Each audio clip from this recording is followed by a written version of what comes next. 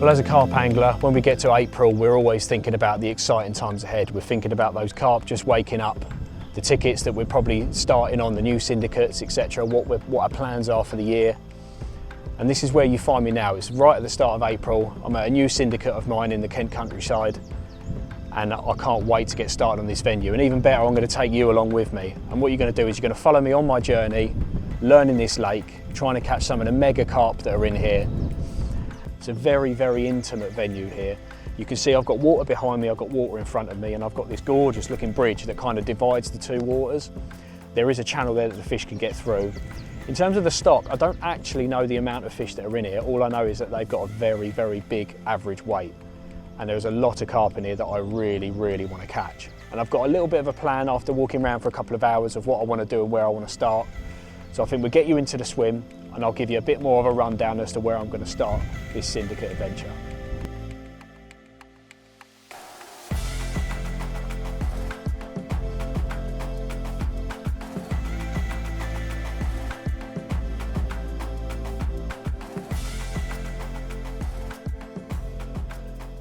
Right, we're in the swim and I'm ready to start getting some rods out. Now, there's only 4 swims on this lake, but this one is sort of what they call the car park swim, I think.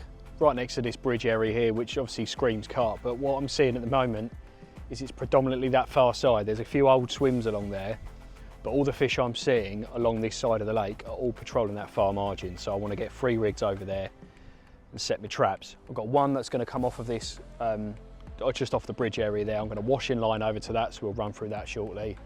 And then I've got another one I'm going to put on the cord. Basically, I'm going to fan all 3 out, try and suss out where the fish are, and try and sort of nick a bite as they're patrolling through that far margin. So we'll start from one side, work our way around, get these traps set.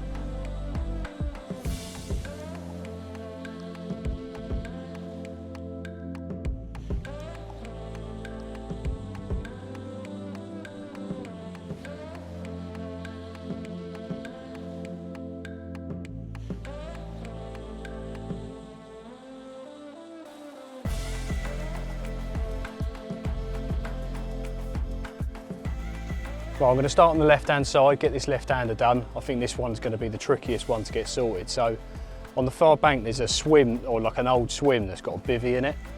And basically, where I want to fish is quite close in the edge down the side of it. And rather than leading the granny out of it from this side, I'm going to send a lead over to that swim because I can get easy access to it.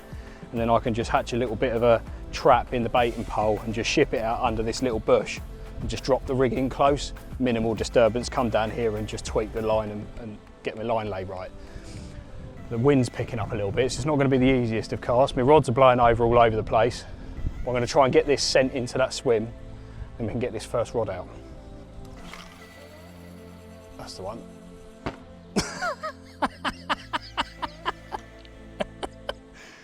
Bait wise, again, we're still quite early in the spring, so I'm not going to go mad, but I do want to give them a little bit of bait. So in a little bucket there I've been preparing all week, I've got some 8mm and 15mm bug, and then I've been dousing that with a bit of bug liquid food and then a load of insect meal.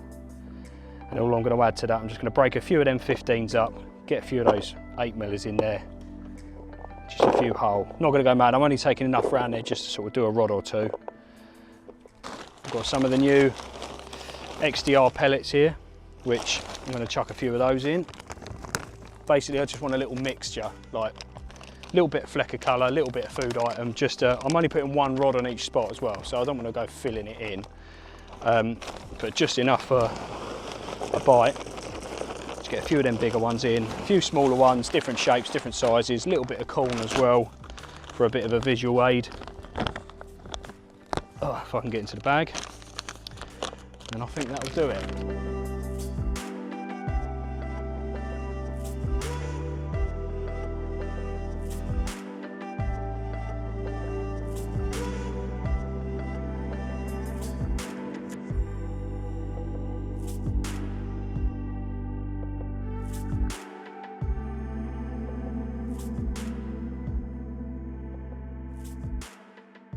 Right, we're over on this far side now where I've just sent that lead over. And I'm going to talk fairly quietly just because I'm going to be fishing right in this margin here. And this is where I've been seeing the bulk of the fish during the daytime, especially when this sun's been out. They've been really sunning themselves and patrolling up all the way up and down here. and this is sort of on the edge of my water in this swim. And every time I've come here, I've watched the fish patrol around this tree. Now I've had a go sort of near the aerator over there, but I weren't really picking the fish up, so I'm thinking this one I'm going to try and get it fairly tight. And when you're over this side, you can imagine that I'm not really going to be able to get a rig that tight from casting to the other side. It's very deceiving as well, trying to see it from that side where your rig's landing. So by doing this and flicking it over, I can use the baiting pole, literally just ship it under the tree. I've got a really tight line over to the far margin already, so by the time I drop the rig, the line lay shouldn't be too bad from here. It's a bit too far for me to want to wash in line this one, so I can wash in line the other ones. But for now, I'm just going to get a little bit of that boilie pellet, bit of corn, just set a trap down there nice and quietly, and then it's on to the next rod.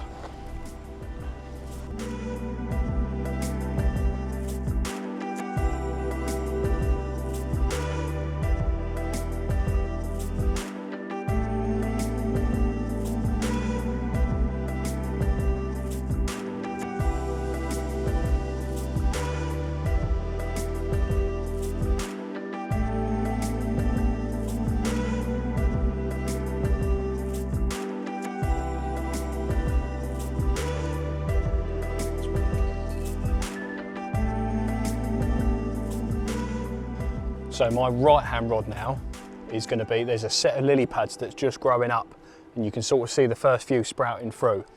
And I'm going to fish just off the edge of it because it's it's obviously going to be a very prominent feature as it's coming through down this end of the lake. So I'm going to flick this lead just over the bridge there to the far bank, and I'm going to wash in line it from there so I can get a nice line angle, nice and slack from the margin, straight out of rod length or two over to the spot, rather than sending my line past the channel where they're going to be going through the bridge. I can keep my line right out of the water and let those fish come in and out as they please. So flick this over onto that far bank, and then we'll go and set up this washing line. There we go.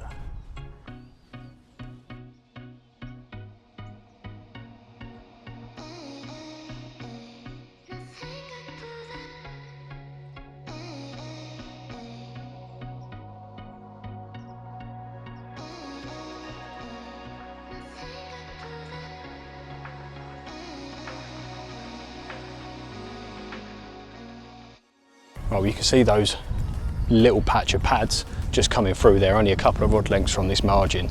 So I'm going to ship this out over the top of it. It's a new feature.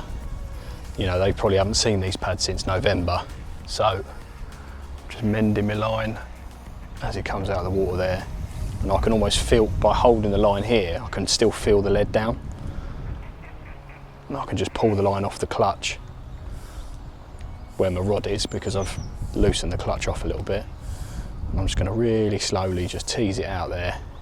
The thing is, you've got to think about with pads is, although I can see those ones that are there, there's obviously going to be more under the bank growing through. I think this can end up being a very dense lily pad area. So I don't want to go mad. I'm not going to go in amongst them. I'm just going to go on the edge of them. Just nice and slow. To be fair, those 8 sections look like they're about right. And what I'm going to do here is I'm just going to let that drift. I'm going to get a bit of extra line here to play with, and as that comes into effect there, hold them miles away there, and then feel the lead down, donk, lovely. Just move the pole a little bit, spread that bait around, and then I'm using my hand now to sink the line back here. I want a really slack line to the spot. And without affecting that line at all, let's quickly get this out of the way. Right, so the key now with your washing line, rig's dropped. I need to get the line laid right this side and then worry about that side after. So I'm sort of teasing my line now, and I'm just making sure that's a nice direct line straight to here. It's not going to come into contact with anything should I get a bite. And then what I'm focusing on at the moment is keeping this slack. This is just a storm pole from my brolly, and at the top of this I've got a hair tie. I always have plenty of them, and all I'm going to do is just feed the line through the hair tie, and I'm just going to use a little twig or a reed stem or something just to hold the line in place. Pull my hair out for starters. So I'm going to grab a couple of strands of that hair tie where I've looped it round, and just pull a little loop through. All I've done is just folded the line in my fingers there, and then once I've got it in here, I just pop my finger through it, and I can use that just to tease that line down, make sure that's nice and slack still. Probably want a little bit more if I can. There, that'll do. And I'm going to look around. So they probably make bobbins for this situation, but me being me, this is the way I'm going to do it. I'm going to twist it around a little bit just to give it a bit more security, and then pull that in tight. And I can make sure that that stays where it is. And I can tighten my main line from my rod up to this point, keep all of this line out of the water, and as soon as I get a bite, this is going to pull out, the reed stem comes out, my bobbin gets a massive drop back, and I just tighten up into the fish and I'm away. Right, so that's second rod done. Time for rod number 3.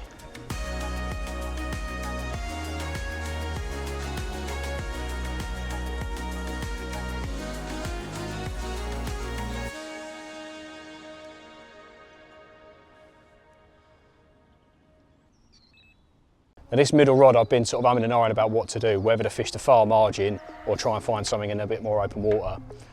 I did see a couple of fish feeding right in the edge over there, but as that temperature's dropped, I haven't seen them since, so I'm going to pull it off short a little bit. There's a nice sort of gravelly area, just a few rod lengths off the far margin in a bit more open water, so I'm going to wrap that up. I've gone round the other side and I've basically gone to the float and just poled a bit of bait over the top, and then from here I can just cast a single straight at it. It saves me spodding or anything like that, just keeps disturbance down a little bit more. So I'll wrap this rod up and then we'll get this one out there as well.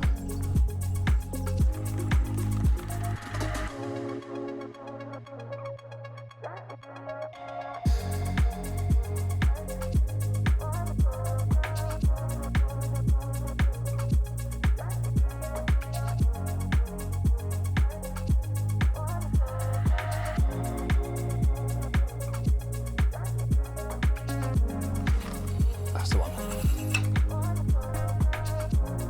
Yep, bingo. Oh, I like it.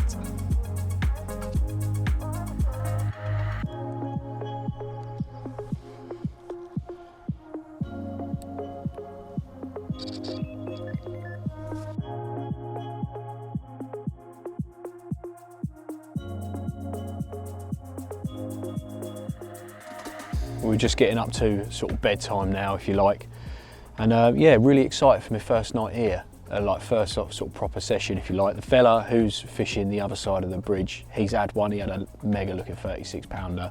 I think it's one of the old originals in here as well or something, so it's a pretty cool fish. So it's got me feeling a little bit more confident. I know he's the other side there, but they're obviously willing to feed. They're moving around. We're hearing them showing here as well. In the darkness now, we're sort of making out that somewhere out sort of in front of us here, there've been a good few shows, so it does feel good for it. You know, when you get that feeling, you know, sort of the evening's drawing in and it sort of gets on dark and you see a few, and it just sort of gets your blood going a little bit, doesn't it? So the only other thing we have noticed is the margin down to our left here. So there's a cabin in the middle of the swim, which is like the owner's own swim, which is off limits to other members. But the other side of that, there's a margin that runs all the way down to what you call the end swim, which is like a really quiet little bay down there. We did see a couple of fish show there, so what I did, I quickly had a mooch down there with my Polaroids on, and I saw a couple of fish in the margin. So where I saw 2 groups of 2 fish in 2 different places. So where I've seen them, I've just dropped a little bit of boilie pellet and corn on, same mix as what I've used out there.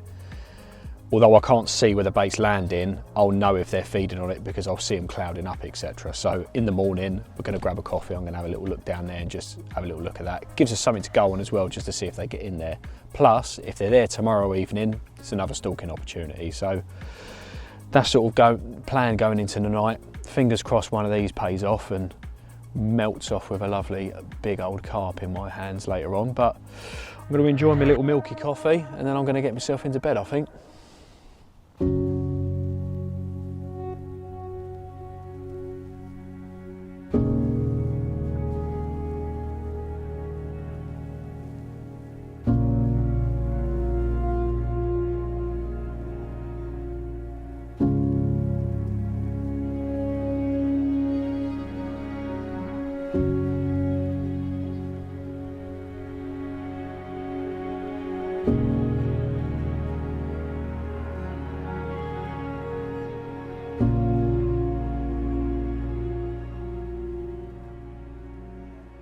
very gorgeous spring morning down here at Lilies Lake, but unfortunately no fish. A couple of liners, but nothing worth writing home about, as it were. So I'm enjoying my coffee sat on this bridge. From here I can see both sides of the lake, which is quite handy. We have seen them show. A couple of them sort of out of my water, if you imagine where these aerators are. I don't know if you can see them behind me. That sort of marks the edge of my boundary from this swim, and there's been one or two show that side of it, sort of in the cabin swim, in the owner swim, that's sort of out of bounds. But I have seen a couple. I've had a little mooch around on that far side where I've got the middle rod, where I pulled that short at the far margin. Basically halfway between where the rig is and where the actual far margin is, there's been a lot of clouding up. The fish have obviously been there and visiting it and feeding, so they are in the area. Last night we did see one show tight to the margin as well, right on last light, so they're definitely in the zone. I've had a little look at the baited spots down the bottom end there. There's a little bit of clouding up, so it does sort of make me wonder whether they have sort of had a little visit down there as well. So I think for now I'm going to have my coffee, keep watching the water just to try and hatch a bit of a plan for the day. But I think we've still got a good few hours yet where we've got a good chance of one of these rods going. So yeah, and then we'll have a little mooch around, I think, see if we can try and make something happen today. Pressure's on a little bit now, isn't it?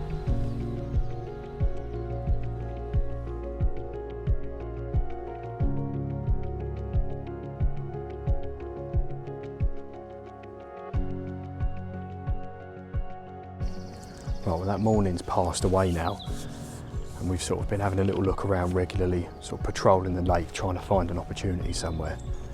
And this little bay here, this is my washing line over to these pads. Behind it I've got a little bay, like a really tiny little section of water, and it seems like there's about 8 fish or so that have grouped up in this corner, but they're sort of staying there, they're not really coming out. So what I'm going to do is pull this washing line in, use my pole. I've got this big tree behind me, I'm going to try and ship it round the corner of the tree and try and nick one as they come out. So I'm going to just drag this in by hand, just set a little trap and just really quietly ship that down there. I think this is going to be our best chance yet.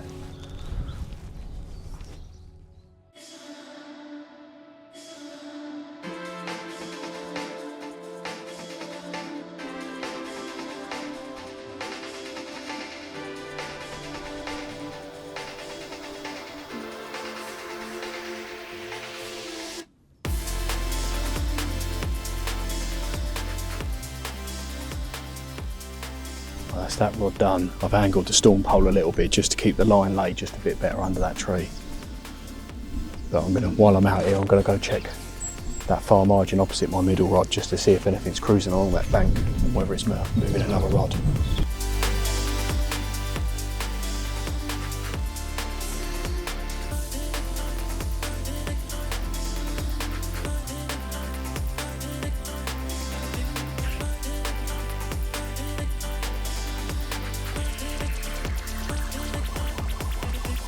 Right, so I'm going to redo my middle rod now because we're seeing fish patrolling that far margin. I'm going to move this one off of that bath just for the afternoon, see if it produces. So I'm just redoing a hook bait, and I'm just using a bug half tone that I can just sort of use my thumbnail and split it in half.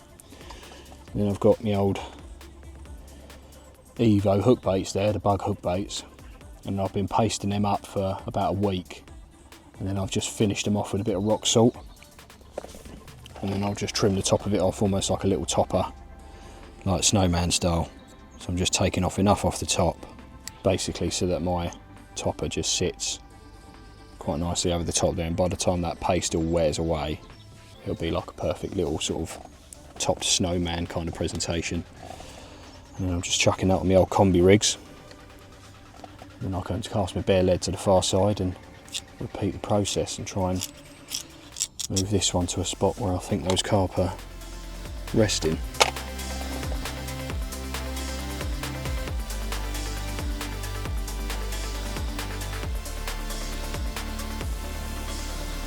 So it's going to be a bit of a tricky cast, this one, because I've got this whacking great tree on the far bank, and one of its branches sort of goes right over the swim opposite, but there's a few little fence posts on the far side, and I think if I drum it into one of those fence posts I can probably just about miss the branches. So I've got to get it to the far bank, take the rig round there with the bucket and the baiting pole, and then I'll be able to ship it down the far margin to sort of where I think I need to get this rig. So let's see if we can blast it out there first time. So I need to aim at that, and I should be fine. Yeah, it was good. You see the lead plop in the edge?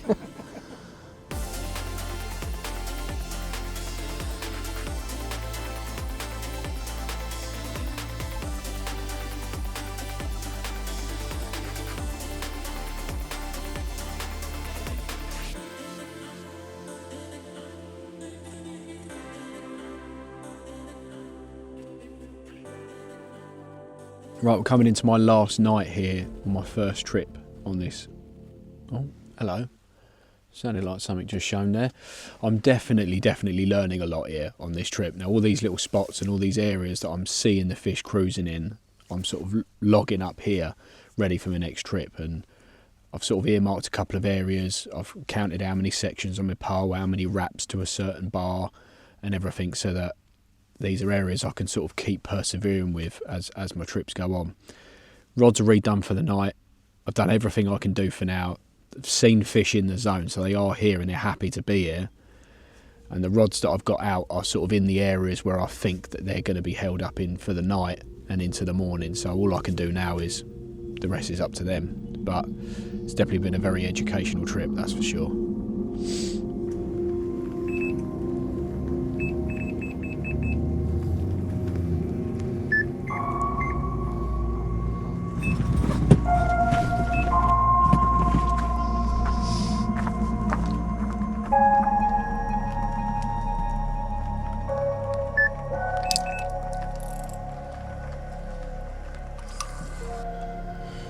Right, well, it's not too long after we've gone to bed and retired for the night. I had a little liner on this left-hand rod, and then seconds later, it's pulled up tight. And we're into our first carp on the lake. I'm just trying to see whereabouts it is. Heart's in my mouth a little bit though. It's proper nice to get that first bite on a new lake. Definitely feels like it's got a bit of weight to it, I'm not gonna lie. Jesus.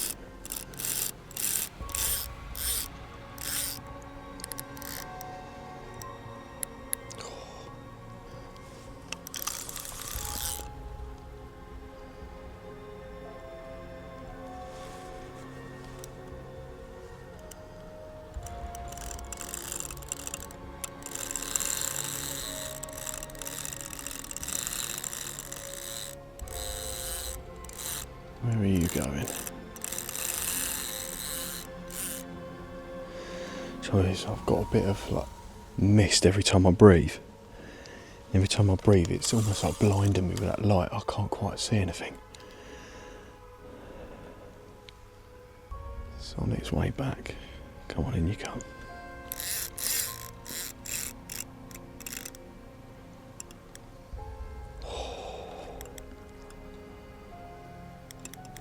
I know us anglers live for the fight of it, but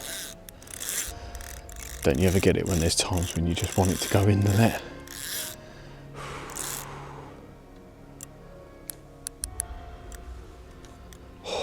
Don't do that, Jesus. Sort of see a reflection of that line is coming in fairly close now.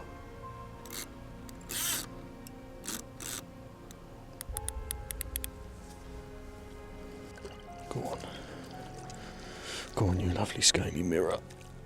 Oh, thank God for that. Oh, get in there, I'm not going to lie. I was nervous playing that fish. That first night with nothing, you sort of feel like the pressure's on a little bit, but pressure's well and truly off now. That is a wicked carp. What a great start. Yeah, I think it's like £30 fully scaled. Oh, rig's come out in the net. Well, there we go. That's what done the business. Little hard hook I tipped with a bug half tone. That's where we're starting then.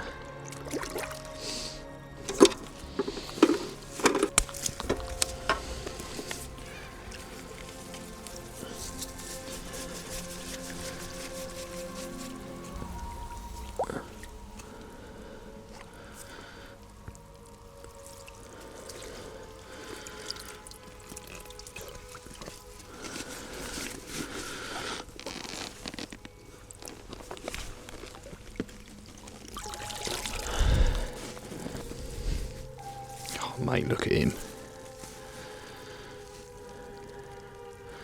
He is a wicked looking carp, him.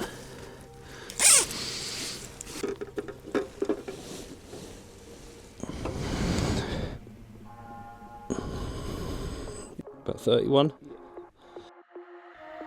Right, so I'm just prepping my rod to go back out.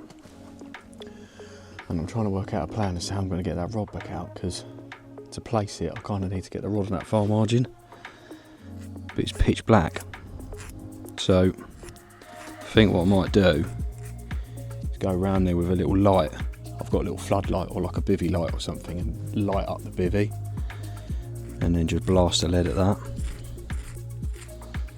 And then go from there. It's the only one I'm going to do it, really. I might just put a fresh rig on. Not taking any chances. Look at that, full Blue Peter style. Ready to go. More bug hard hookers, never go anywhere without them.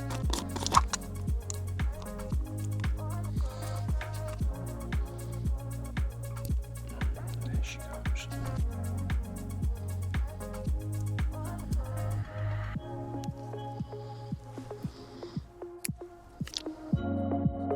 Yeah.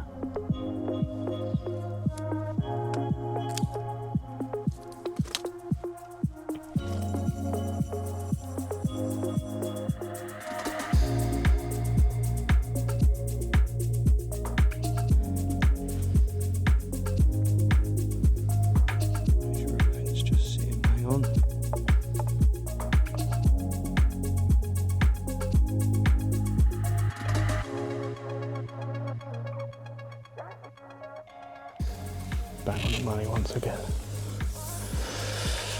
Sweet.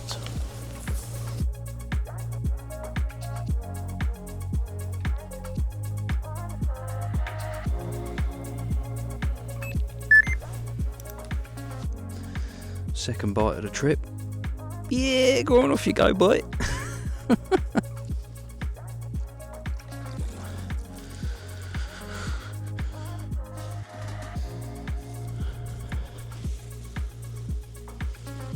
Yeah, look at him.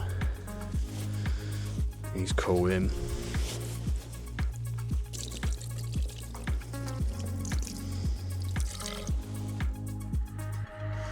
Well, I'll tell you something that is absolutely mad. Before we went to bed, I was watching a video of somebody holding up this mega looking 30-pound fully scaled. A couple of hours later, I've only gone and caught it. It's mad how things like that happen. But what a carp to have for your first bite on a syndicate. Absolutely mega. This is a fish they call the old fully, and I believe it's one of the old ones in here, maybe an original of some sort from times past. But what a carp that is, a 31-pound as well. I'm absolutely over the moon with that. What a start, caught on that far margin, and looking at the baiting approach and the tactics and the rigs, it now gives me something to go off. So that's definitely something I can take into the next trip. And hopefully that spot and maybe that baiting approach is something I can build on. But what a start. Get in there.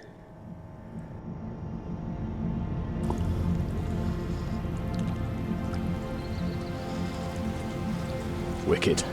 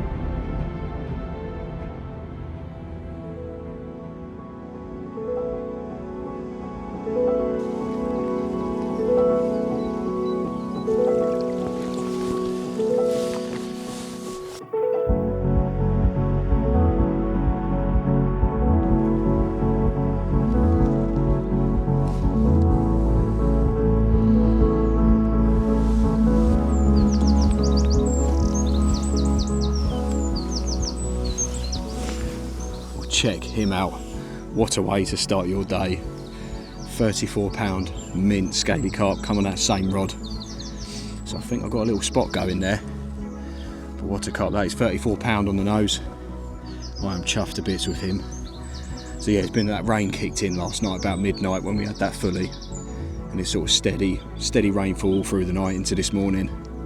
I think that sort of made the fish drop down a little bit and get their heads down and have a bit of a feed. And I'm certainly reaping the rewards. What a way to start this year. And if this is the way my year's starting, I can't wait to see how it's going to end. Wicked carp.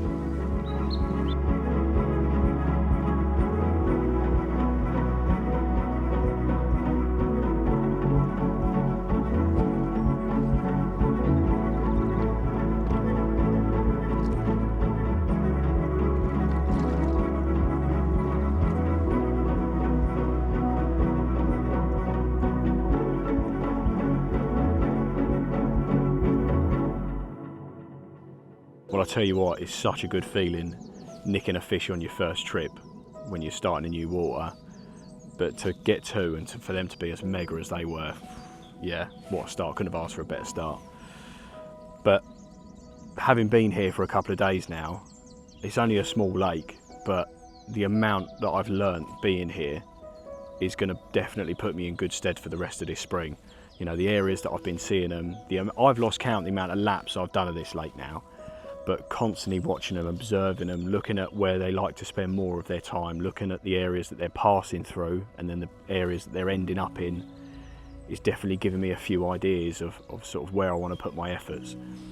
One thing that I needed to make sure as well is the bait that I was going to go in with. I had absolutely no doubt in my mind what I was going to be using when I'm coming here. You know, if you've watched any of the other films in the past that I've been in, you'll know that I've pretty much used exactly the same bait ever since the bug came out, using it in exactly the same way, and it has caught for me so consistently everywhere else.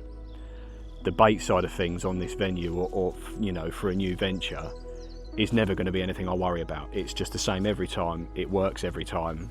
It's just nothing I've got to concern myself with. So I just have every bit of confidence in this stuff, and there's not, without sort of rewriting the book as such, it's, you know, it just does the same thing time and time again. It's so versatile, the fish absolutely love it, and you can tell I've come down here, I've never seen this place before, got on them, worked out where they want to be, worked out when they want to feed, and I've had 2 mega ones already. So I feel like if I can keep introducing this bait, find those areas and just keep trickling it in, get those fish wanting it more and more and more, I can probably get them really tuned into this. Got a mixture of different sizes here as well, so I've got the 15s and the 8 millers, and it's a real sort of opposite ends of the spectrum in terms of sizes. And the 15s give me the opportunity to break them up, crumb them, chop them or whatever, and the 8 millers just give me those small whole ones that I can spread out really well. Dousing it in a load of liquid food, I let that soak in for about a day, give them a bit of insect meal over the top, and I'm just adding that little and often, shaking it around, and then I'll do the same again. I'm sort of giving it a double whammy, if you like, so it's having 2 coats, and I'm doing that probably 2 to 3 days before a trip, just letting that soak in, and they go really lovely and soft as well. They break in your fingers lovely, and I think that is a really good edge with this bait. So what I've learnt this trip, I'm definitely going to be taking forward, and as this lake wakes up, still early days, you know, it is early spring, I think we are literally just picking off the odd one, but as those fish wake up and they start really getting on some bait, I can really introduce this and get them really tuned into it, and I think that's going to be a big part of this campaign, if you like, going into this year, is just getting them tuned into this bait, trying to get amongst some of those other mega carp. But I think for now I'm going to enjoy my coffee, revel in the moment that I've just had a couple of those absolute worldies. I'm over the moon, and I'll be going away a very, very happy man today.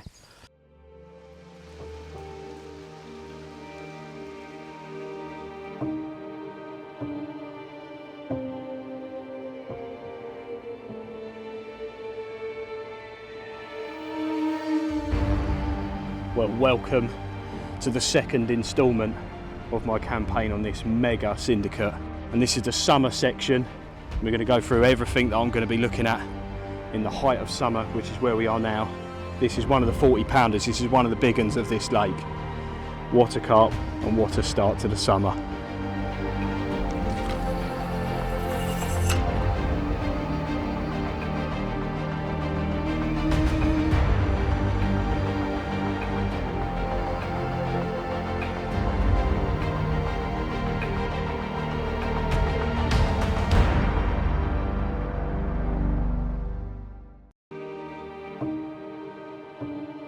I'm at a new syndicate of mine in the Kent countryside, and I can't wait to get started on this venue, and even better, I'm going to take you along with me.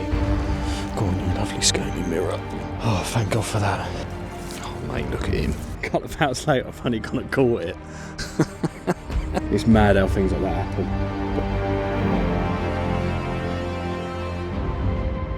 I've lost count the amount of laps I've done of this lake now, but constantly watching them, observing them, looking at where they like to spend more of their time, looking at the areas that they're passing through and then the areas that they're ending up in.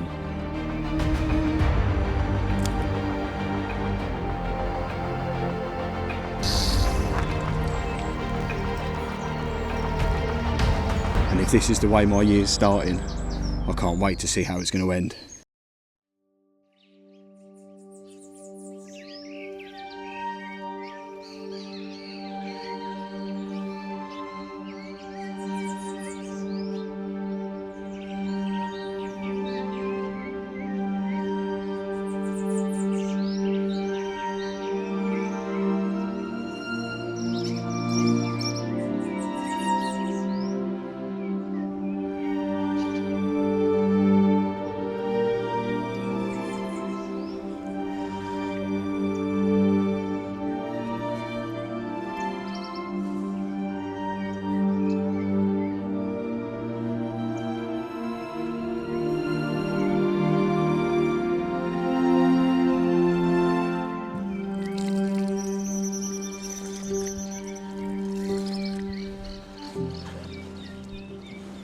Well, welcome to the second instalment of my campaign on this mega syndicate. And this is the summer section. We're going to go through everything that I'm going to be looking at in the height of summer, which is where we are now. I've come down here early this morning, and while waiting for cameras to arrive, I thought it'd be rude not to get the rods out. And I've had this absolute worldie, just under £37.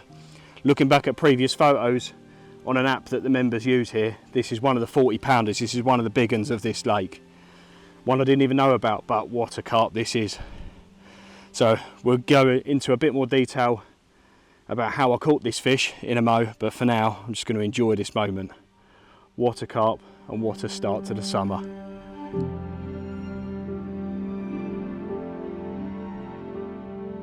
Oh, well, one last look at this mega carp.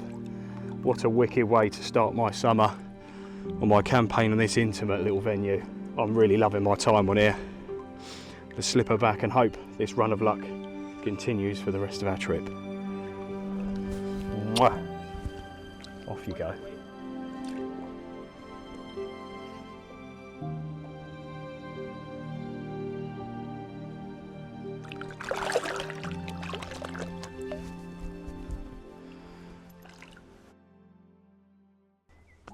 Well, what an absolutely mega start to this summer campaign here.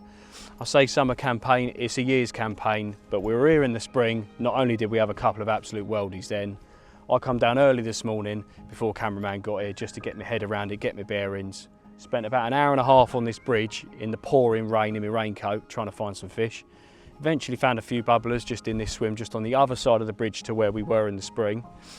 Just shipped a couple of little rigs out, tiny little bit of bait, and I sort of left them there for a few hours as I'm sort of looking around on the bridge, just keeping my eyes open. Basically trying to hatch a plan as to where we were going to make a start for when Vinny gets here and we actually crack on with our proper session. So a few hours into just sitting it there, left hand rod absolutely busts off, and I have that mega fish just under £37. So that's where we are now. We've put that fish back. We're now sat here hatching a bit of a plan as to what we're going to do, where we're going to set up. I'm not sure if you can see behind me, but we've got some dirty old thundery clouds rolling in. So we want to get bivvy set up, get everything in the dry before that rolls in. And what I've seen this morning is early this morning when the rain was here and as it just dissipated, there was a lot of bubbling, a lot of activity on this other side of the bridge here. And I sort of chased them around a little bit, followed them around. And as the sun came up and it got a little bit warmer, we're on the back of a real hot spell. We're right in the midst of summer now. And as that heat sort of came through and as that cloud dissipated, those fish started moving, and I actually started to see them coming through under this bridge, which is something I didn't see in the spring. I never actually saw them use this. And as it's come through, we've got a lot of lily pads on that side, we've got lily pads this side. I'm seeing that the activity that was that side has started to shift this way. So now I'm leaning towards setting up over here. The weather we've got as well is going to be nice and warm tomorrow, apart from a couple of showers. And with this being the shallower side of the lake, I feel like this could be a good start. So I think we're going to drop back in the swim that we did our spring session in. Got a couple of traps that we can set and lay out, and sort of, I think that there's a good starting point, especially the area that we caught from in the spring. I think it's an area that they're going to like to be in. I'm seeing them in the pads around that zone as well. And then we've got a couple of other little options that we can try. So the ducks are on their way over here. I'm on my way in there. Let's get some rods out, let's get some bivvies up, let's get in the dry.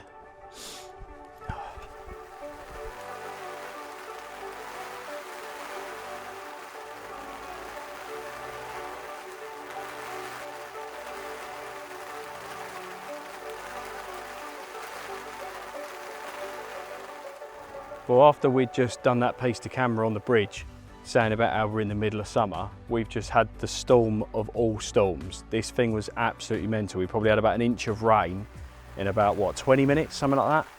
Absolutely mental. I've had this lovely little stocky thing. Didn't even know it was in here, to be fair, but managed to land that. As I've held the rod up, there's lightning going off and everything, so we're all cacking ourselves trying to get this thing in as quick as possible.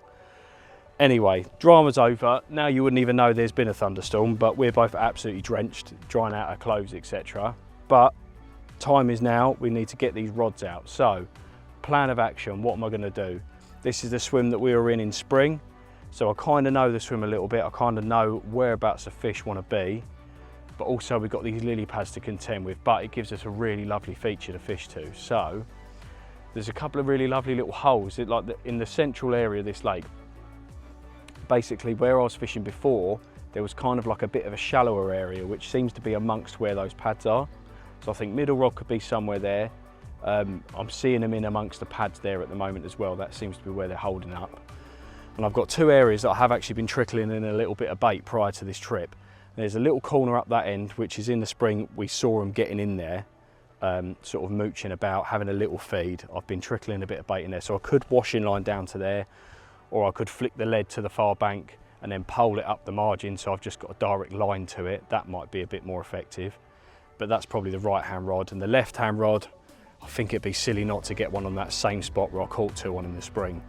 Again, it's an area that's sort of surrounded by pads. It's amongst one of the aerators there. It's clearly an area that they like to be in.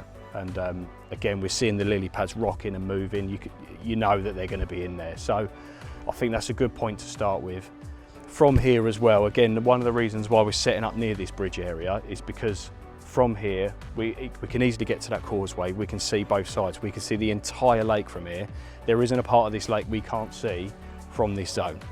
So if anything happens, anything changes, we can be on the move, moving around. But I think we might get another shower. So I think we're gonna get these three rods out, just get them sorted, get the trap set, try and let another shower pass, and then we're gonna get the barbecue on and have a bit of a social. So I think we maybe, don't know, just trying to suss it. I might start left to right, maybe. I'll get that left-hand rod done because that's probably going to take the longest.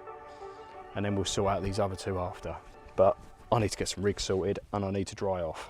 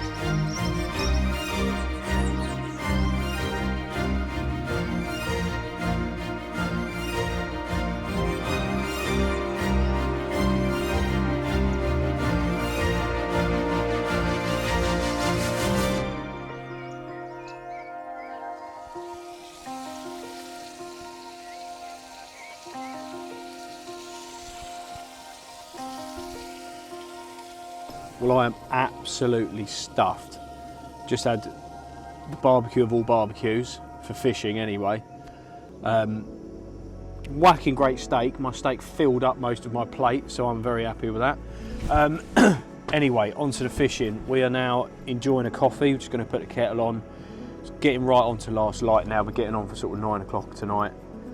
And sort of feeling quietly confident. You know, I've had a couple of liners on the left hand and the middle rods, which is a good sign. We've seen the odd one mooching around in the pads and then rocking again. One's shown in the margin down here to my right, and we've also seen them rocking the pads where I've baited the other side of the bridge. So feeling pretty good. I'm still happy with the swim choice. I think it's a good start, you know, a good starting point. It's as good a start as any. So I think we're going to enjoy a coffee, sit back, relax, enjoy the evening, enjoy having a good old catch up, and fingers crossed we can get another fish and yeah, we can get another one of these mega carp under our belt.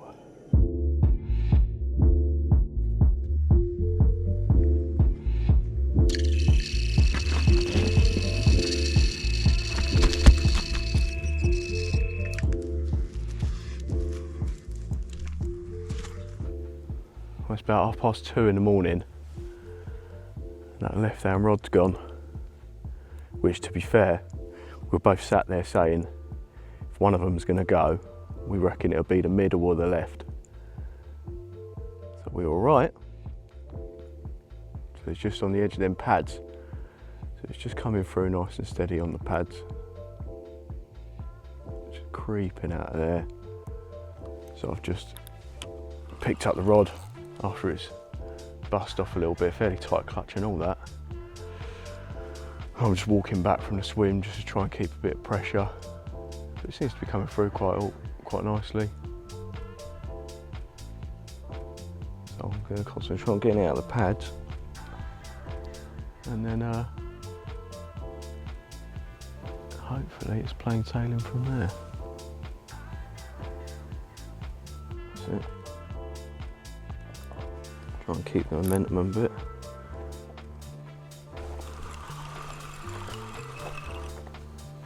Yeah, he's out. Lovely.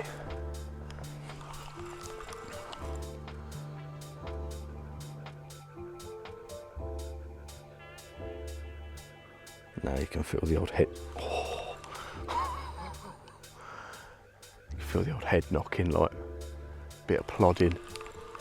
I've just got to be mindful of my line. So what I might do now is go over to this side of the swim and just keep the line away from the other one so I don't wipe out another rod.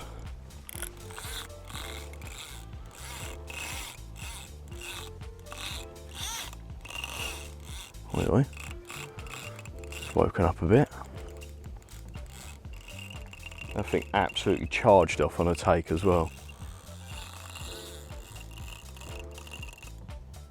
Just when you like gain a bit on him, he's like, nah, you're right. And then busts off again.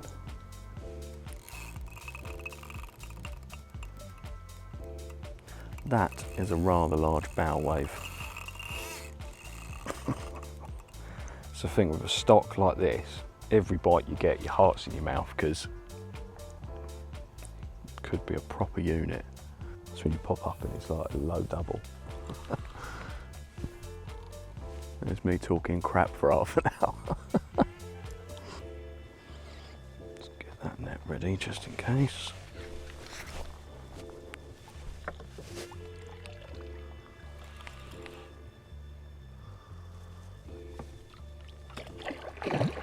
Oh no. Oh, that's not good. That was a terrible bit of netting skills, that was, wasn't it?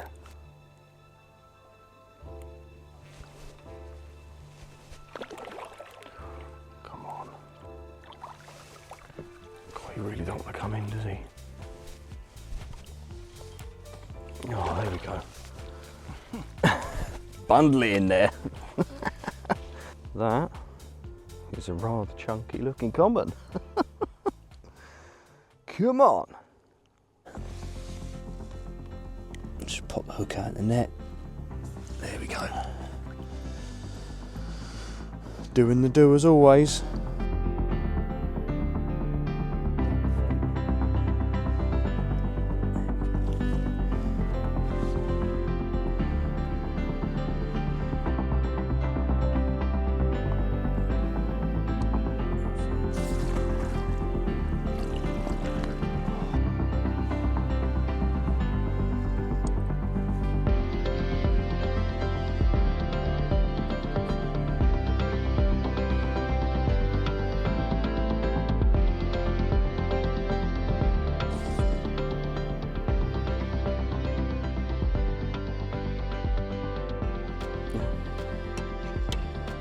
he is 35.12, I think.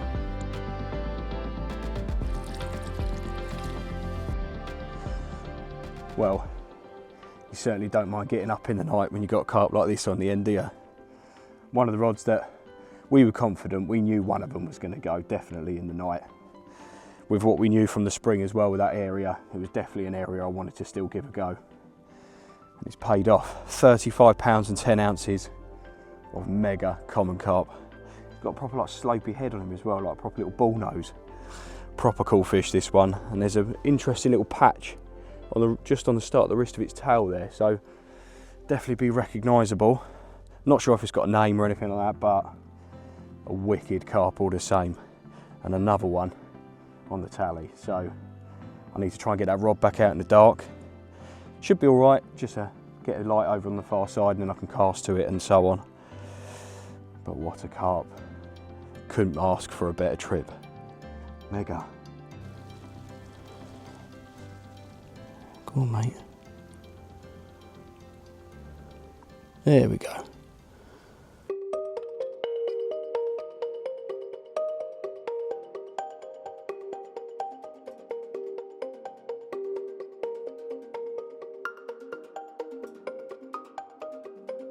Well, good morning, and as you can look at the weather surrounding us at the minute, you wouldn't believe that we're in the middle of summer, but I don't care. We had a very successful night last night, so if we count that little one, we've got 3 fish under our belt already, and we're not even 24 hours into our session. So just enjoying my coffee, sat on the bridge, and just over my shoulder here, which is one of the areas that I'd baited yesterday, we've sort of had a little look at it and we can see the lily pads knocking and stuff. Now in the night, around the time that we were playing that fish last night, we heard a couple of real good ones this side still showing, so they were obviously still over here at night, and obviously they've had the bite.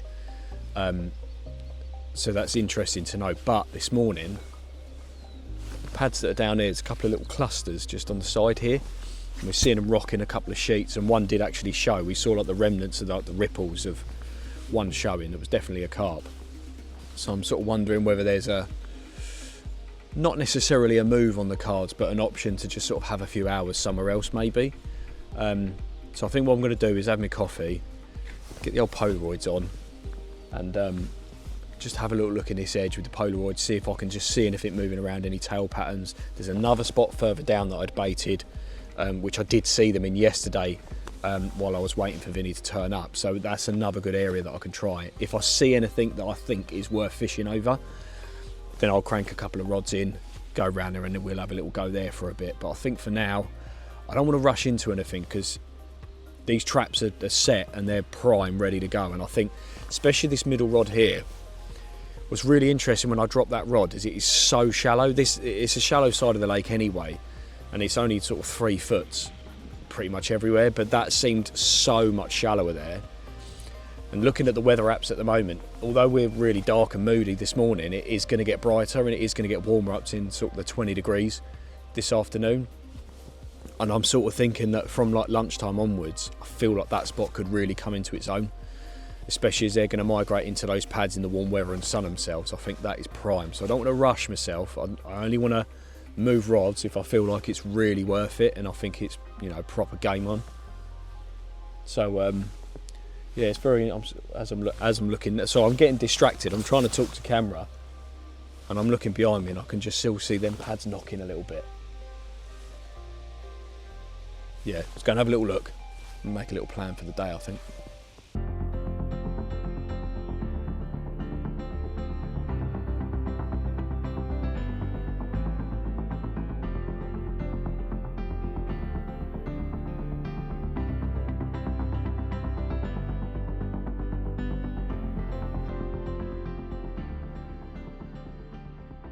The activity that we've seen in this corner here, which is just the other side of the bridge, as you follow the margin round this reed line to this set of pads, there's been a lot of little sort of bits of bubbling up, etc. So I'm going to trickle a little bit of bait in. I'm using this spoon. I can sort of tip it and shake it a little bit and spread it out so that hopefully if anything feeds on it, I can just lower a rig in just on a single and we could sit here for the afternoon maybe if something happens. So I'm just going to, I don't want to make too much noise down by the swim, so I can just use my little scoop here. I'm just going to put, not go too mad, but I want again predominantly bits. So any of those boilies that are in there, I've got some 15mm bug. I'm just going to break them up, just so hopefully it'll give me a bit of better indication as to if and when they start feeding on it. So I'll get a couple of little spots baited. I'm not filling the spoon up, it's, you know, enough to last a little while so that I can just drop a single on it. And because we're only there, it's so easy just to keep an eye on the spot. So that's probably about enough. So it's probably, I don't know, about a third of a spoon, but that'll be more than enough. I'll do that over the pads and I'll do one down here. I'll keep an eye on it. Be nice if it did go though, wouldn't it?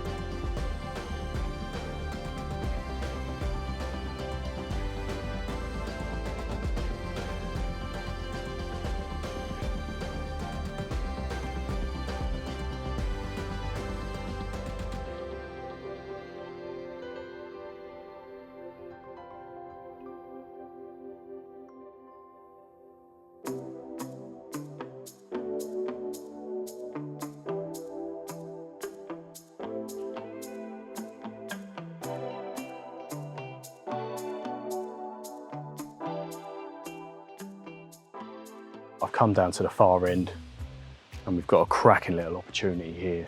There's loads of clouding up, literally just off of this margin. And I've seen a couple of bubblers and all sorts, and there's like 3 or 4 clouds, so I think we've got a group of fish here. So I've just wound in, I've come down here with one rod, pole and a little bit of bait, and I'm just going to ship one rod out and just lay it on here and just see if we can nick one. Even if we give it an hour or two, it's a change of scenery. I'm going to just ship this rig out nice and close and see if we can get some points back.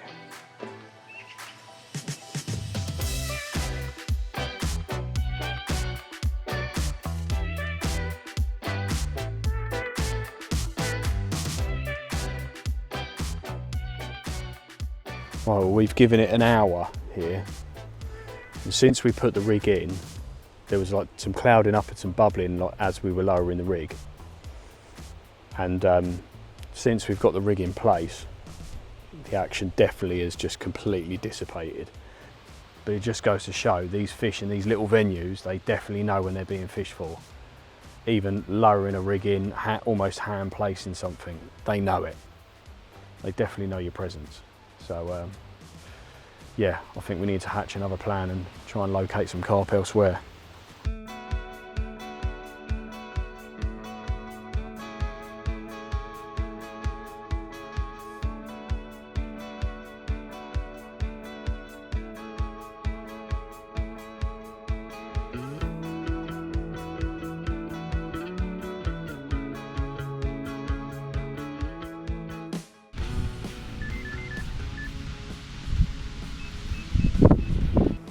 I was confident in this spot going, to be fair.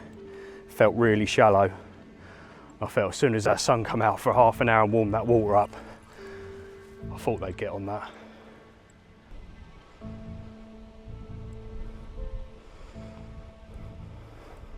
I'll tell you what, I'm going to walk round. Got really low foliage here. So I think I'm going to walk round onto that bank there and get a bit of a better angle just to see whether that helps me at all. I can keep the rod tip up and I can stay well out of the way of all them bushes. Get a bit more of a direct line to the fish. Oh, that's definitely helping.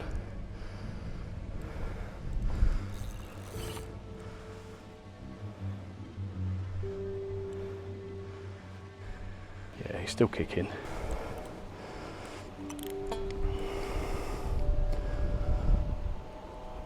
Lost it. Well, that was on the whole time. Well, I got around here, definitely made a much better connection with the fish, felt it, you know, pinging through the pads. There's not many pads out there anyway, to be fair. It's obviously just a better lying angle from here. And literally, I was just saying to Billy, I just felt the hook pop out, and seems to have done my hook link there. Definitely don't want to be losing them in this lake, man. Yeah, not good. But it's another bite. I think you just got to try. it's hard to, innit? You've got to just stay positive in these situations and just think, right, they visited the area, they're happy to feed there. What I was thinking was right, so I think we need to sort that rod out and try and pick my head up a little bit.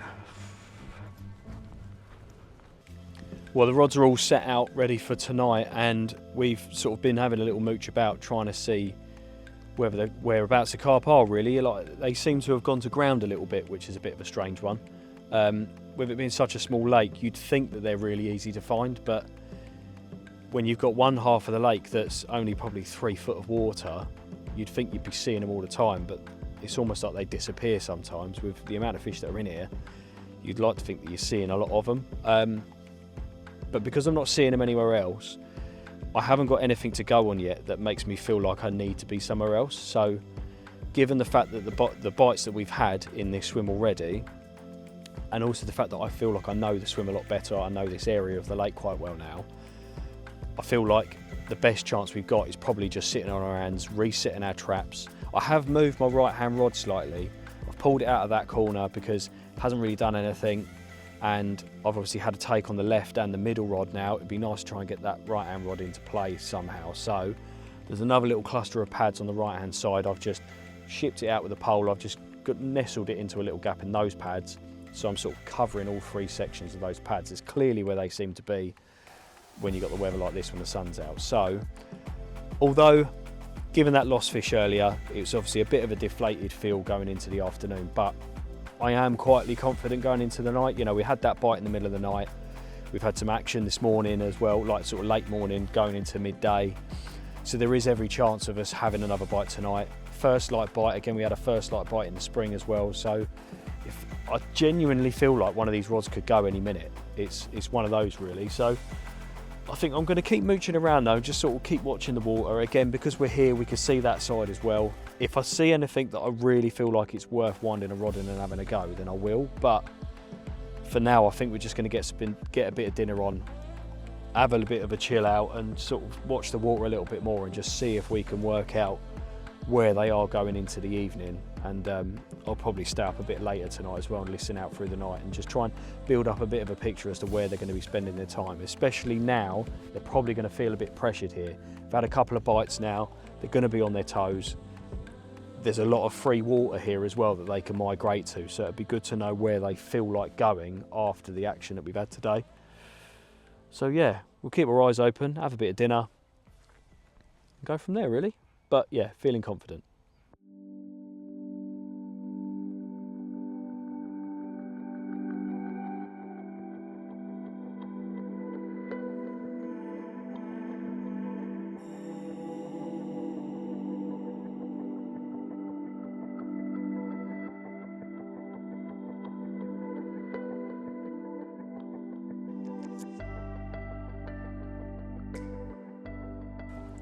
Right, well, while we've got a couple of minutes spare, I'm just going to briefly run you through the baiting strategy that I've been using on this trip, and you will notice that it's pretty much the same as what I was using back in the spring. Now, just to emphasise with that, the reason why it's the same is because I know it works. Anywhere I go, everywhere I take it, I know that I've got absolute 100% confidence in the bait, in the mix of bait, the application of the bait, that I know it's going to work. If the carp comes across it, they're going to be more than happy to eat it. So I have absolutely no doubt in my mind that I want to chop and change anything with my bait and how I apply it.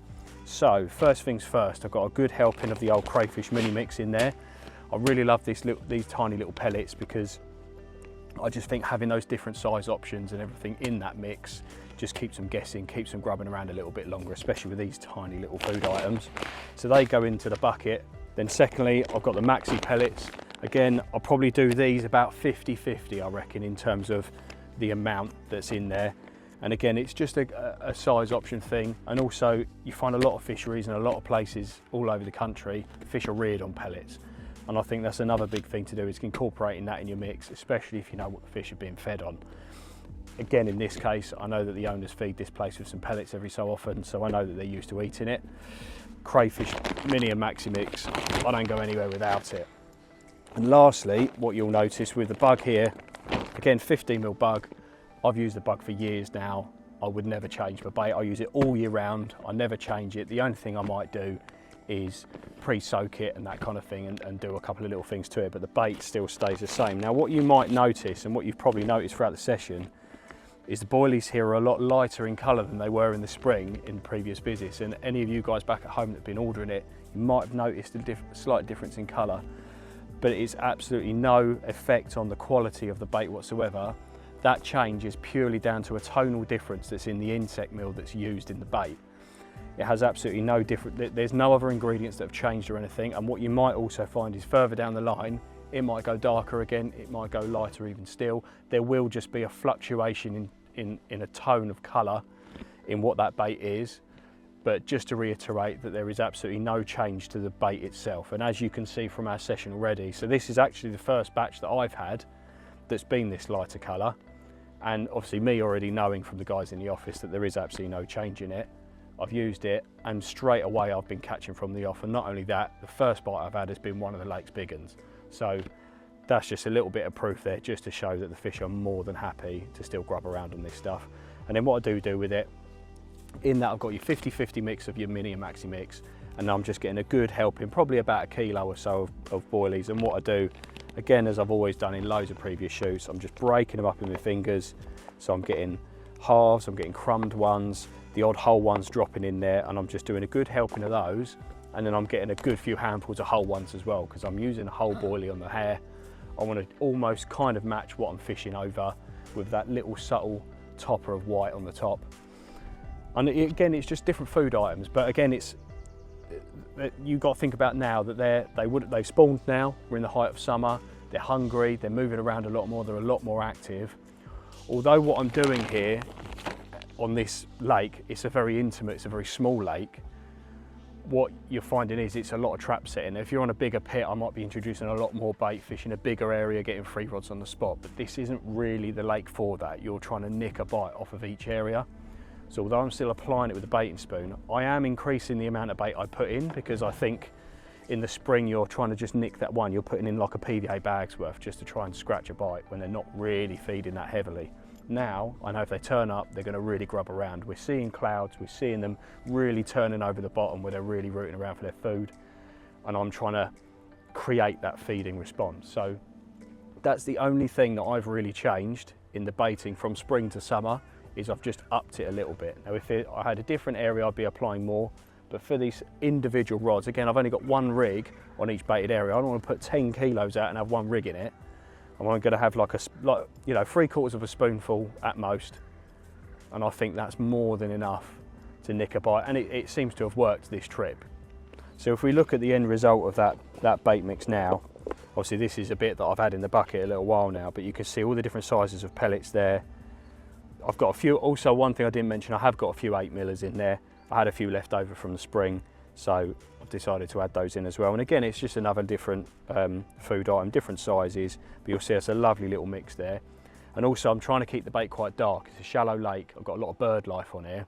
If I start adding corn and stuff, which actually I did add the corn in the spring, and we did start with it this trip, but we noticed that the birds started investigating the spot a little bit, so I pulled that corn straight out, keep it nice and dark, keep the bird life off it. So that mix right there is exactly what I've been catching these mega fish on here on this lake, and I've got absolutely no doubt in my mind I'm going to continue to use exactly the same mix and hopefully have the same results.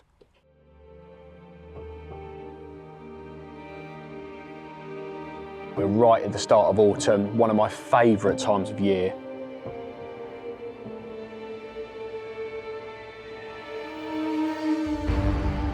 A really dogged battle from lily pad to lily pad, here, there and everywhere. I finally landed it, and what's an absolute mega mirror I managed to land at 40 pound 2 ounces. Absolutely blown away with that.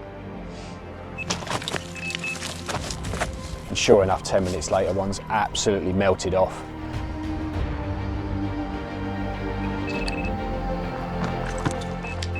I've got it away from one set and it's now gone into another. He done half look chunky though, him, didn't he? Oh, get in there. My heart is thumping out of my chest. That's a big old mirror, that.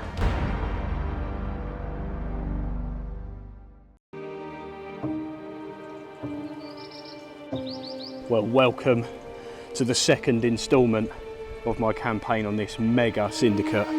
This is one of the 40 pounders, this is one of the big ones of this lake.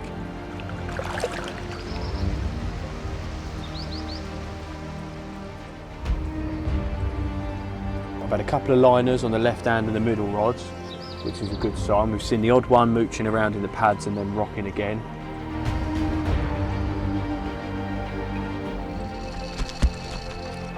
There you can feel the odd hit.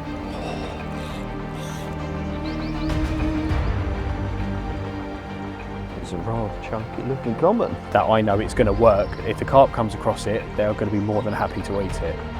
Couldn't ask for a better trip. Mega.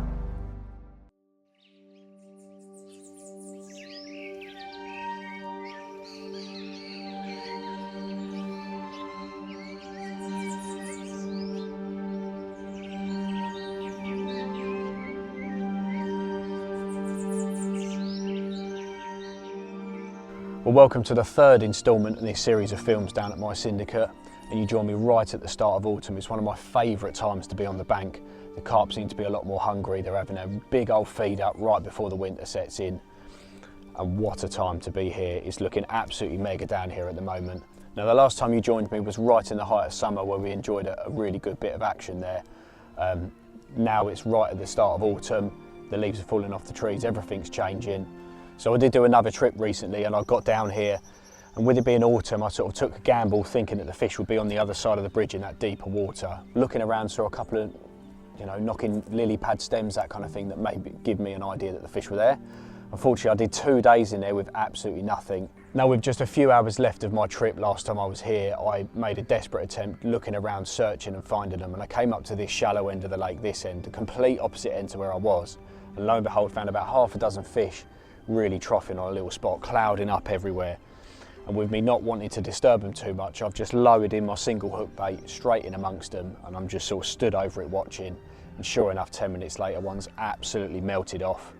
And a really dogged battle from lily pad to lily pad, here, there and everywhere, I finally landed it. And what's an absolute mega mirror I managed to land at 40 pound 2 ounces. Absolutely blown away with that.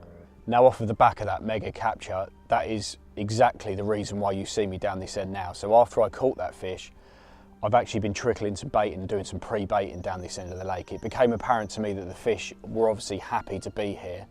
The lake's been very quiet recently as well, so it's not like anyone else has been fishing this swim. In fact, I very rarely see anyone down this end. So with that, I made the intention to come down here for the last couple of weeks. If no one's here and I'm not interfering with anyone's fishing, I've been giving them quite a decent hit of bait. Exactly the same bait I've been using throughout this whole season. They clearly love it at the minute anyway.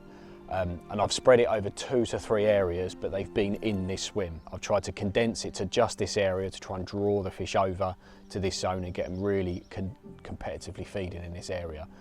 And it does seem to have paid off, because a few fish have been caught down this end since my last trip. And not only that, I've turned up this morning and I've managed to bank a couple of fish already just before the cameras got here. So just dropping a couple of rigs onto the zones this morning while I was waiting, I managed to, funny enough, I had a recapture. The very first bite I had here, which you'll see back in the spring film, was the old fully at 30 pounds 10 it was. And shortly after, there was still activity on the zone, so I lowered the rig back in again. And sure enough, it's gone again about half an hour later with a mega looking 34.5 pounder. So that now brings us right up to date, and the plan now for the next, at least for the next 24 hours, I'm going to sit in this end swim where I've been baiting, because I feel like there's another bite to be had here. I don't think the fish have moved. We have seen a little bit of activity while I've sort of been getting my bed out of the barra. And I'm going to just play it by ear. Now, these fish, it's a small lake, they can move around a lot. I could get another bite or two and they could all do the off and go up the other end, and I need to be prepared for that. But I think this place is as good a place to start as any. I'm confident the fish are still here. I'm going to get some rigs out, I'm going to get some rods set up, I'm just going to get everything ready to go, and then at some point soon, once I finish my coffee, we'll get some traps set, and we'll see if this pre-baiting is going to pay off even more.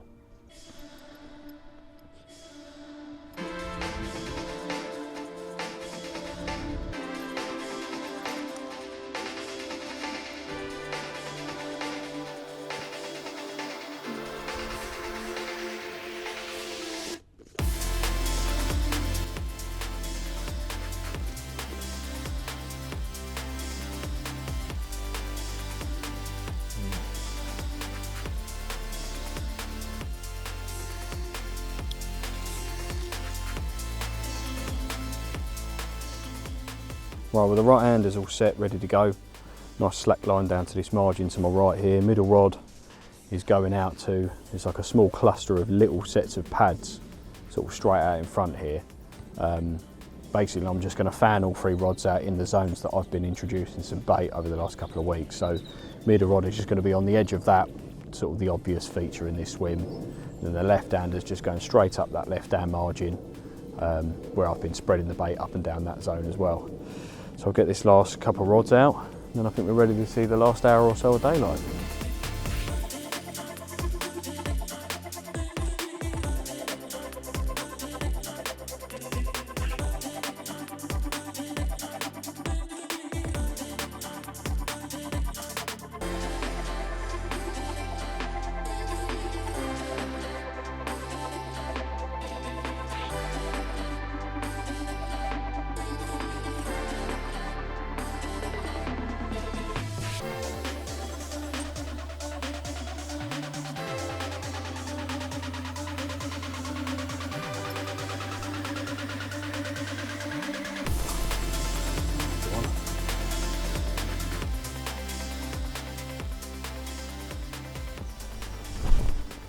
Do about 30 baits, something like that.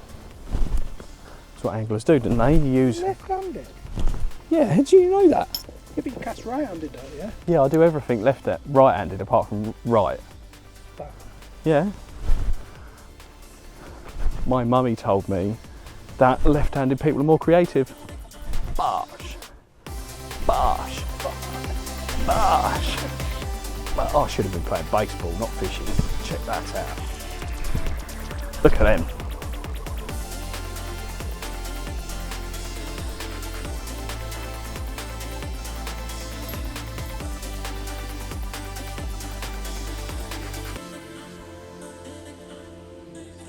Right, well that's all 3 rods ready to go. Little scattering of bait over each one. And yeah, going into the night feeling nice and confident. So it's time now for us to chill out, have a coffee and watch the evening unfold, and hopefully we get woken up in the not too distant future with one of these mega carp.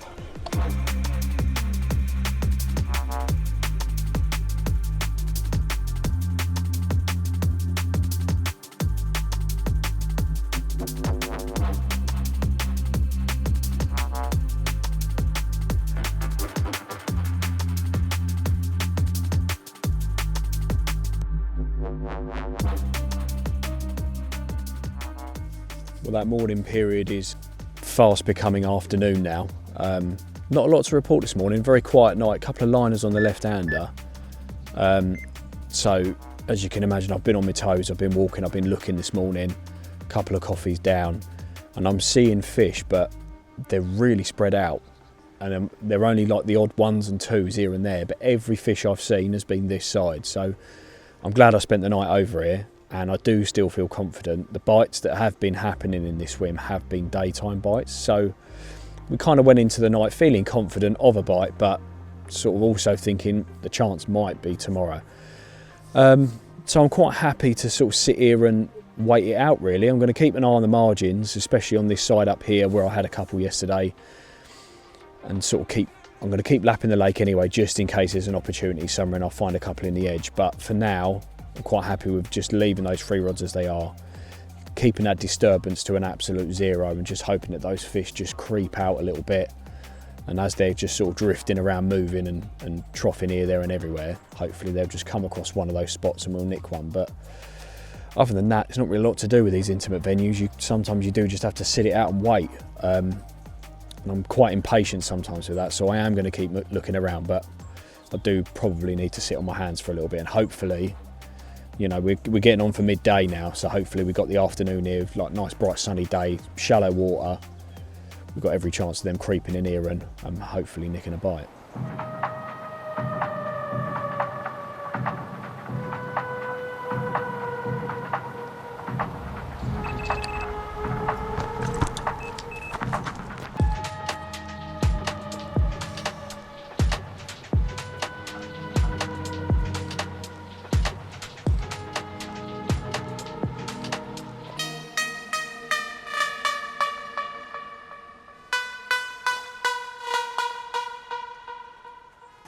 Well, I was just about to wind all 3 of these rods in and go for a little stalk.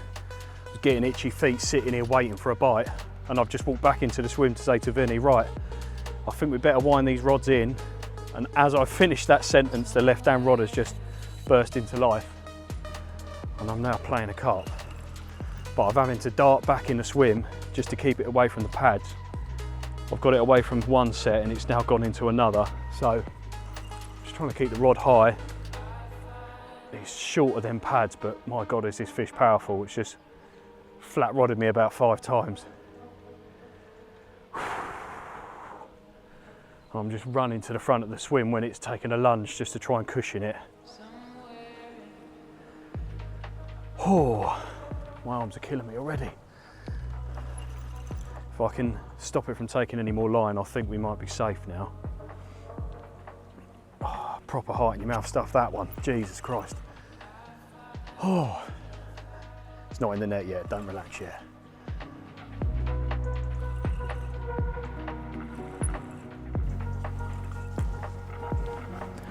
Let's drop that net in the water. Oh, he done half look chunky though, him, didn't he? Oh mate, the size of that.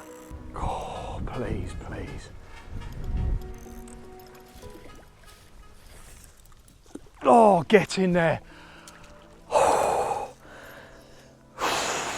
My heart is thumping out of my chest. That's a big old mirror, that. And to think I was literally about to wind that rod in, thinking that the fish were further than where my rig was, and I thought by getting another line angle I might be able to get closer to the fish. Oh, out of the blue it's gone. What a carp that is, man. That's big, that's big.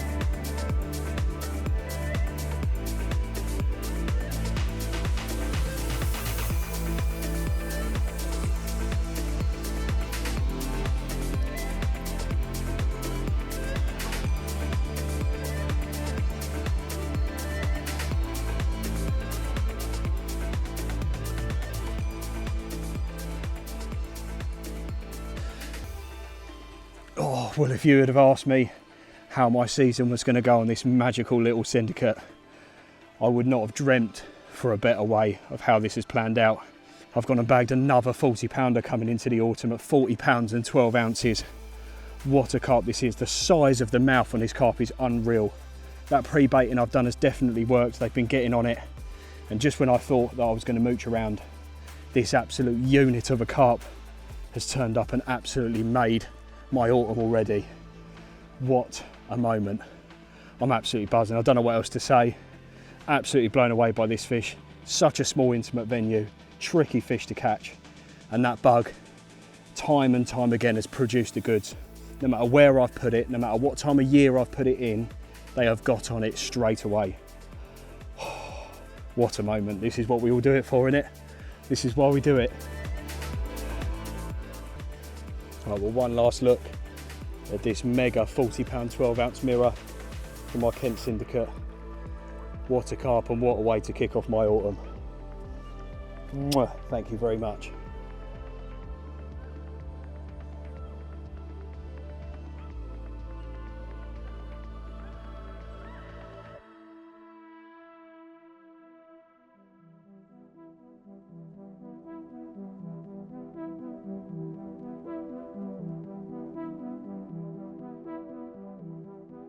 Right, well, we've just slipped back that mega fish and it's now time to start again. You know, like, it's not like, on a lake like this, it's not like you've got 3 rods on a spot and you just rechuck the rod on the same spot. Unfortunately, the fish in here, they're very cagey, very wary. As soon as you've had a bite, they move off and then they go elsewhere. So, like I'd said before I caught that fish, before I had the bite, I was going to go off and do a bit of stalking and have a little mooch around, try and find some fish. So I'm going to do exactly that. I'm just going to wind the rods in. I'm going to take 2 rods with me and we're going to have a look around the bank and just see where those fish end up going. But while I'm doing this, I'm just getting, I probably should have been a bit more organised before we hit record on the camera, but never mind. I'm just going to prep another rig ready to go because that one's absolutely buckled, as you can imagine, bullying that fish in. But thankfully, have I? Yes, I have got one already tied, full on Blue Peter style, as soon as I can unpeg it.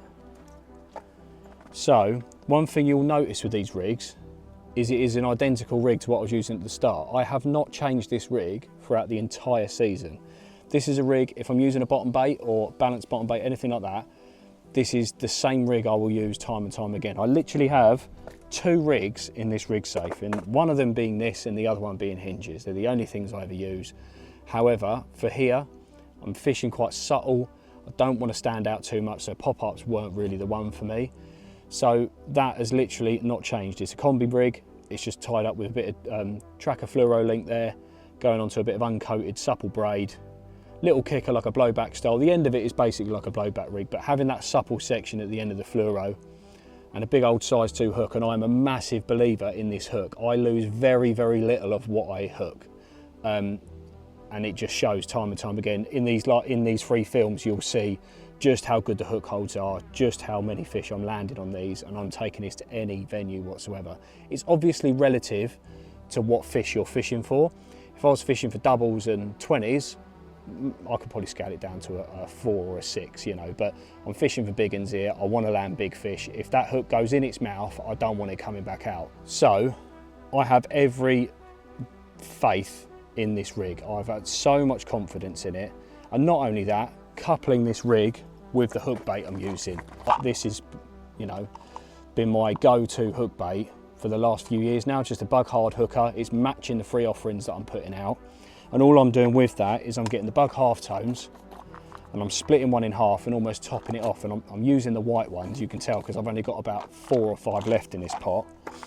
And I'm just splitting one in half and just using it as like a little topper, and I'm just taking the top off the hard hooker. So they're almost flush, so it's like quite a neat, you know, not a snowman, but you know, you get the gist. But what I'm finding with that white, for me, it's giving it that fleck of colour, but I think white is a subtle fleck of colour, if you know what I mean. If you imagine a lot of boilies out there, and a lot of baits can go quite pale when they're washed out.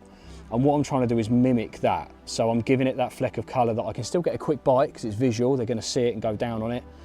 But also I'm getting that knowledge that if when those baits do wash out and I'm waiting a little bit longer for a bite, it's still matching those. So it's that subtle little hint of something there. And that's all I'm doing there is literally just sit the 2 together.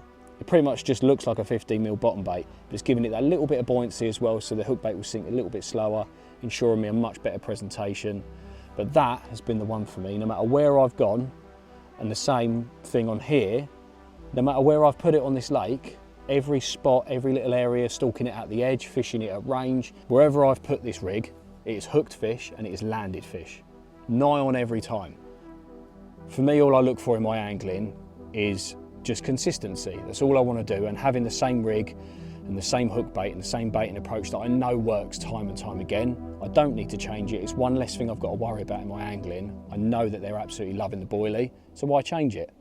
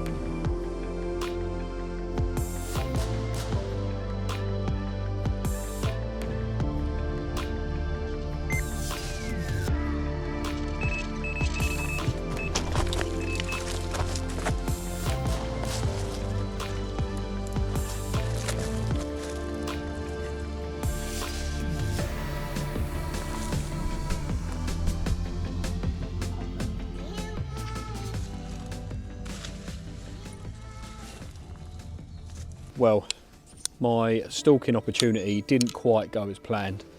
Found a few fish feeding the other side of the bridge in that little set of lily pads there, so we managed to get a rig in the edge.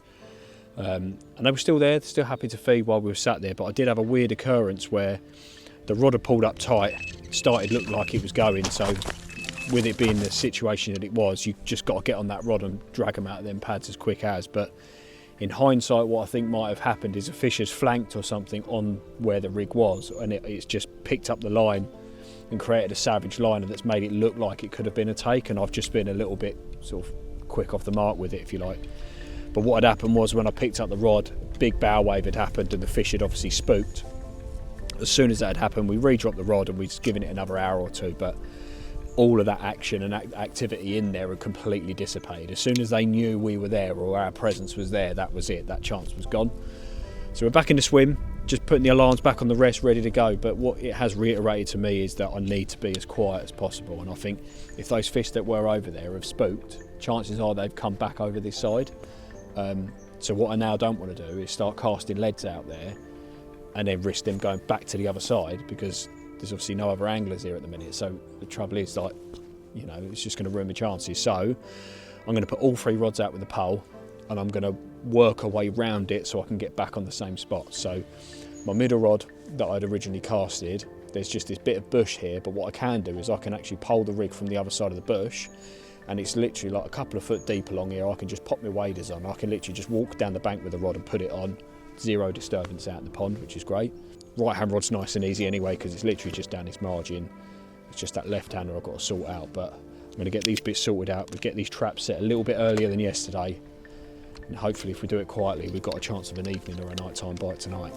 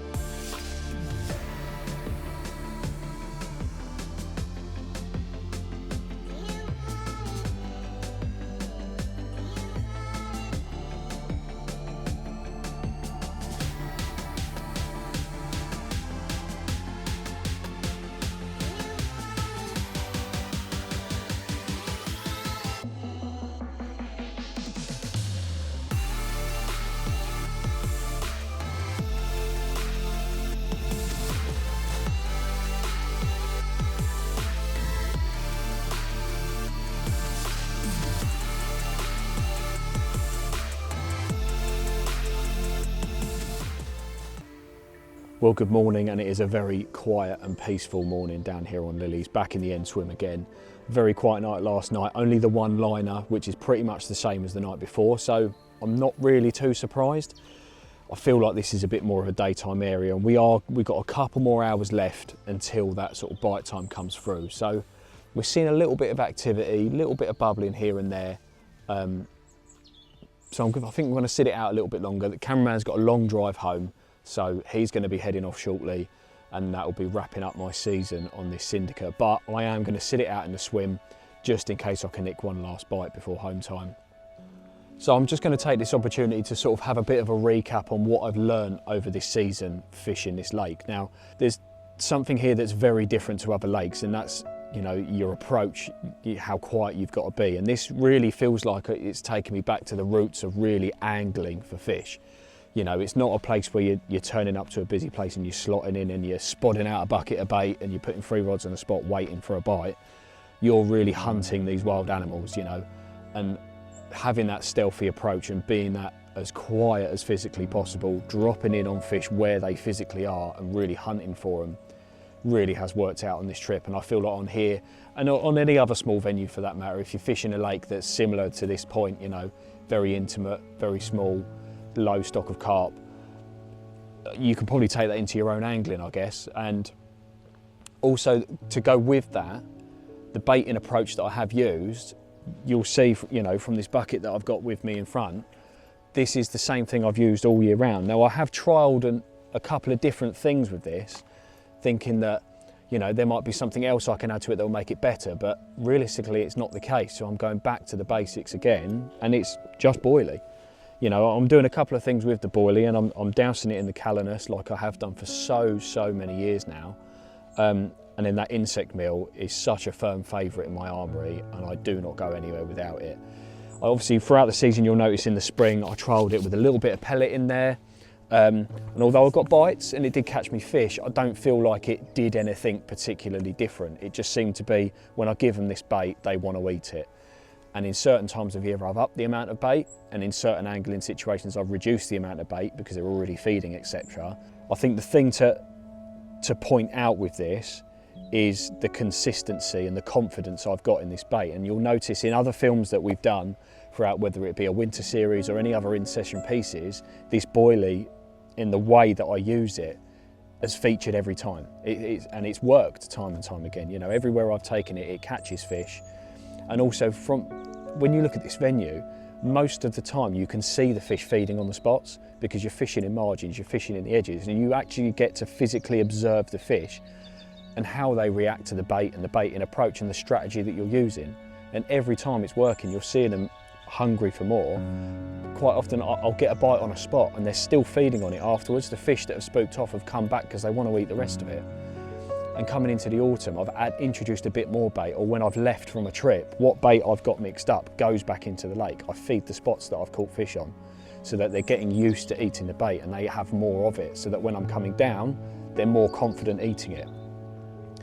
And I think on here as well is you're getting a lot of guys using their bait boats, that kind of thing, just dropping little traps of bait. And I think what I've learned throughout the trip, like throughout these trips, is that I've sort of spreaded it out a little bit just to get them moving around a little bit more, and it seems to have slipped up some better fish.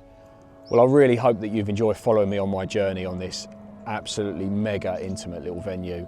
I really hope that I've done the lake justice and shown you some of the insane carp that it's got in here. It certainly isn't the end of it for me yet on this place, but I hope it's given you an insight into my angling and what I've been up to this year.